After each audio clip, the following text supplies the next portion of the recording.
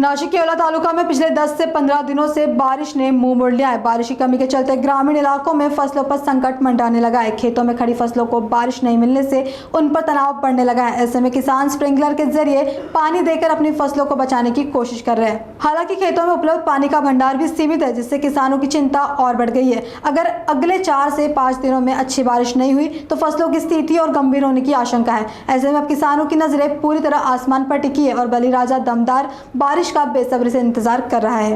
आवारे राहणार कवठखेडा तालुका येवला जिल्हा नाशिक। गेल्या 10 ते 15 दिवसापासून पावसाने ओढ दिल्यामुळे आमचे पीक पाहणीने व्याकुळ झाले अशी परिस्थिती आज या ठिकाणी आहे। आणि त्यातल्या त्यात पाऊस नाही किंवा पाट पाणी मिळत नाही। आता सुटलंय म्हणता, पाटाला पाणी आलेलं आहे म्हणता, पण आम्हाला मिळालं की नाही याची शाश्वती नाही।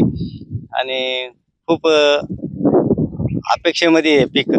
आणि जर नाही पाऊस आला समजा तर आमचे पीक थोडेसे ॲव्हरेज भेटणार नाही किंवा चारा पाणी होणार नाही, उत्पन्न भेटणार नाही।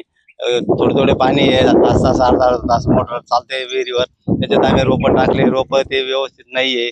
पाणी नसल्यामुळे पोटभर पाणी भेटत नाही आणि उन्हाळ्याचे रोपं टाकायला क्लायमेट व्यवस्थित साथ देत नाही। त्यामुळे आम्ही आता एक दीड महिन्यानंतर आहे ना रोप टाकावं लागावं लागणार आम्हाला।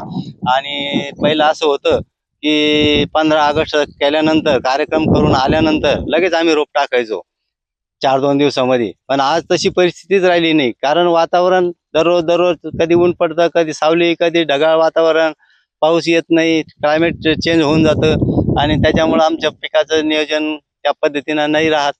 त्याच्यासाठी आम्हाला पाण्याची किंवा पावसाची खूप गरज आहे। पाऊस आलाच पाहिजे किंवा पाट पाणी थोडंफार भेटलंच पाहिजे, तरच आमचं काहीतरी आम्हाला जीवदान भेटेल बुवा अशी अपेक्षा आहे।